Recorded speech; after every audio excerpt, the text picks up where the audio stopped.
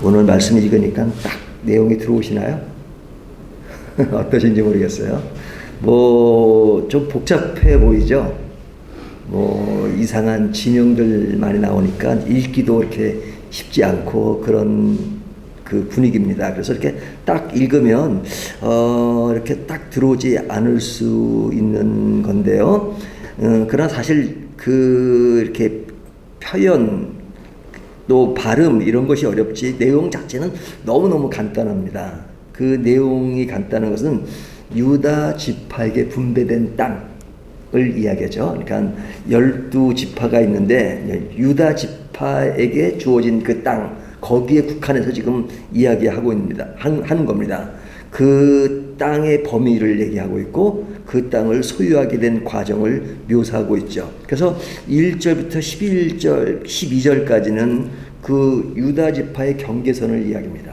경계선을 얘기할 때 이 남쪽, 북쪽, 동쪽, 서쪽 경계선이 어디냐 하는 겁니다. 그러니까 경계선을 뭐 저희가 살고 있는 지역이라면 좀 뭐 익숙할 수 있을 텐데 이게 이제 그 이스라엘 땅의 그 지명들이니까 굉장히 어렵습니다. 그리고 다 이렇게 뭐 다 들어오지도 않습니다. 뭐 지도를 본다 하더라도 이렇게 섬세하게 다 이렇게 보여지는 지도도 많지 않으니까요. 굉장히 좀 복잡해 보이는데요. 그냥 간단하게 생각하면 이 유다 지역은 아주 남쪽에 있는 그래서 이 사해와 이렇게 붙어 있는 밑에 지역입니다. 그래서 이제 그 지역에 이제 남쪽의 경계가 어디고 북쪽, 그다음에 동쪽, 서쪽 그 경계를 얘기하는 것이니까 뭐 그 하나하나의 그 지명이 다 이렇게 머릿속에 들어오지 않는다 하더라도 그런 지역 경계선을 이야기한 거다. 그렇게 쉽게 이해하면 될 것 같습니다. 자, 이 땅을 어떻게 얻은 거죠? 유다 지파가 제비뽑기를 통해서 얻은 것이죠. 1절을 보면 또 유다 자손의 지파가 그들의 가족대로 제비 뽑은 땅의 남쪽으로는 에돔 경계에 이르고 또 남쪽 끝은 신광야까지라. 그래서 이 제비 뽑기로 얻은 땅입니다. 이 유다 지파만 그런 게 아니라 9지파 반이 다 제비 뽑기를 통해서 땅을 얻은 것이죠. 그래서 그 땅의 크기와 범위 이것을 얘기하면서 유다 지파에게 주어진 것인데 사실은 그 땅들을 보면요, 그 어떤 땅들은 굉장히 작아요. 예? 근데 이 유다 지파는 얻은 땅은 그래도 제법 큰 땅입니다. 그러니까 다른 사람들보다 특혜를 많이 얻은 거죠. 하지만 특혜를 많이 얻은 것은 다른 사람들이 거기에 대해서 불만을 표시할 수 없는 것이 제비뽑기로 얻은 것이니까 뭐 왜 이렇게 작은 땅을 뽑았어? 그러면 본인이 잘못 뽑아서 그런 거지. 예? 누굴 탓해요? 그러니까 하여튼 유다 지파에게는 이 땅을 얻었는데 이 유다 지파는 상당히 비중을 많이 차지하죠. 역사적으로. 그러니까 이스라엘이 이렇게 두 개로 나눠질 때도 이제 위쪽을 북이스라엘이라고 하고 밑에를 유다라 그러잖아요. 그러니까 유다라는 것이 바로 이 유대, 이 지역의 이름을 따서 그런 거죠. 그러니까 남쪽 전체의 그 고유명사가 돼버린 거죠. 그러니까 실제로 12지파가 유다 지파가 밑에가 거의 있고 시몬이 이렇게 들어있는데 그거는 별로 존재감이 없어요. 그러니까 위쪽이 나머지 지파는 다 위에 있거든요. 그래서 지역적으로는 이렇게 두 개로 나눠졌지만 분열됐을 때요. 하지만 그 유다가 그 대부분을 차지했고 실제로 다윗이 왕이 됐을 때도 이스라엘 전체 왕이 된 게 아니라 유다의 지역의 왕이 됐어요. 몇 년 동안 왕이 하다가 그 다음에 전체해가지고 전체 왕이 되었죠. 그러니까 유다라고 하는 것은 상당히 많은 의미를 부여합니다. 유다 지파에서 또 그리스도가 오시기까지 그 모든 것이 연계되기 때문에 유다 지파에 대해서는 굉장히 관심을 갖게 되죠. 근데 유다 지파의 범위를 분명히 하는 것은 그들에게 맡겨진 범위를 분명히 하는 것이죠. 그러니까 각 지파별로 범위를 분명히 하는 이유는 뭐예요? 뭐 그 지파 외에 뭐 교류를 못한다든지 그건 아니잖아요. 서로 왕래할 수도 있고 하지만 우리가 사는 지역이 우리가 지어진 범위를 딱 주는 것은 그들에게 맡겨진 범위를 분명히 하는 거죠. 이것은 오늘날 우리들에게도 그런 지역은 아니지만 어떤 신앙적으로 또 생활 가운데서 그런 주는 그 메시지가 있죠. 그 메시지가 뭐냐면 우리에게 주어진 역할이 있다는 거죠. 주어진 역할. 공동체 안에서 그 역할은 질서 있게 있어야 되고 내 어떤 개인 생활 가운데도 그 질서 있는 생활이라고 하는 것은 나에게 주어진 범위, 그 범위 안에서 질서를 이루면서 그 역할을 그 틀 안에서 충성을 다하는 것. 그러니까 그것을 넘어가면 문제를 일으킬 때가 많잖아요. 사람마다 뭐 어떤 사람은 뭐 우리가 이제 신앙적으로 그런 비유를 많이 쓰잖아요. 그릇이 크다, 그릇이 작다, 그잖아요. 그러니까 그릇이 크다 작다라는 것은 그 사람의 신분이나 그런 것들이 더 큰 것처럼 하지만 성경이 우리에게 말하는 것은 그런 하는 역할에 있어서 그 그릇이 클 수 있죠. 뭐 큰 역할을 하고 큰 일을 많이 하고 그럴 수 있죠. 하지만 그것이 사람의 어떤 그런 계급적이거나 아니면 그 높낮이를 내는 건 아니죠. 역할에 있어서. 그러니까 그 달란트 비유도 보면 5달란트를 준 비유, 1달란트를 비운 이유. 이게 5달란트가 더 큰 사람이 아니란 말이죠. 하지만 그 역할은 그거죠. 내가 5달란트를 받았으니까 5달란트만큼 이상의 일을 해야 되는 거죠. 책임은 더 가질 수 있죠. 그러니까 그런 것들에 대해서 1달란트 받은 사람은 5달란트 받은 사람을 인정할 수 있어야 되고 또 5달란트 받은 사람은 1달란트 받은 사람을 또 인정할 수 있는 것.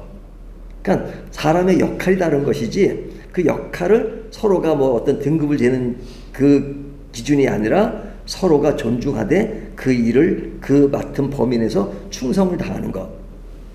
그리고 나에게 맡겨진 일만 침해하지 그것들을 남의 것을 침범하거나 남의 것을 뺏거나 남의 것을 내가 이렇게 군림하는 것, 그것을 원하지 않죠.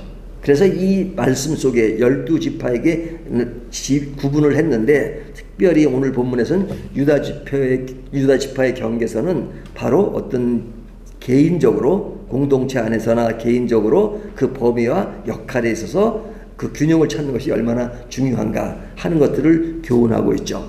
자, 그 다음 이야기가 뭐냐면 이 땅이 주어졌다 하더라도 그 땅을 차지하기 위한 헌신을 요구하죠. 헌신. 그러니까 내게 주어진 그런 뭐가 있으면 그걸 다 되는 것이 아니라 그것들을 관리하고 또 그것들을 또 만들어 가기 위한 노력이 굉장히 필요하죠. 우리가 하나님의 은혜라고 말할 때는 하나님 주신 은혜지만 그 안에서 인간이 아무것도 안 하는 건 아닙니다. 은혜로 받았으면 그것을 충성을 다해서 행하는 것이죠. 그래서 오늘 본문에 보면 이 유다를 지역을 차지하기 위해서 그 어떤 장벽을 제거해야 되잖아요. 그런 장벽. 그것이 뭐냐면 그 헤브론이 나오죠. 헤브론. 그러니까 헤브론은 그 유다 지파 안에 있는 땅입니다. 근데 이 땅을 누구에게 줬어요? 갈렙에게. 그러니까 갈렙에게 이 땅을 주었는데 주어지고 나서 준 것이 아니라 주어지기 전에 요구해서 준 거잖아요. 그러니까 갈렙이 그 땅을 차지하기 위해서 굉장히 노력을 많이 한 겁니다. 근데 그 헤브론에는 어떤 사람들이 있냐? 여기 제 본문은 다 있진 않지만요. 안악자손 있잖아요. 안악자손. 그러니까 안악자손이라서는 거대한 거인과 같은 사람들. 그래서 이 안악 사람들을 두려워했거든요. 그 이야기가 어디로 올라가냐면 이스라엘 사람들이 애굽을 나와가지고 가나안 땅을 들어가기 전에 그 정탐꾼을 보냈죠. 몇 명을 보냈죠? 12명. 12명인데 12명 중에서 10명은 부정적인 이야기를 했습니다. 부정적인 얘기를 했어요. 그 부정적인 얘기가 뭐예요? 거기 가니까 사람들이 거대하고, 그 거대한 사람들을 누굴 본 거예요? 아낙 사람들을 본 거죠. 아낙 사람들, 거기는 덩치도 크고, 그 다음에 거기는 우리가 들어가면 그거는 우리가 다 당합니다. 그래서 12명 정탐꾼 중에서 10명이 부정적인 얘기를 했어요. 하지만 2명 중에 한 사람이 누구예요? 갈렙이잖아요. 갈렙은 아니다. 하나님 주신 땅이니까 들어가도 괜찮다. 그랬잖아요. 결국은 어떻게 됐어요? 이스라엘 백성들이 들어갔어요? 안 들어갔어요? 안 들어갔죠. 그래서 안 들어간 그 세월이 40년 걸린 겁니다.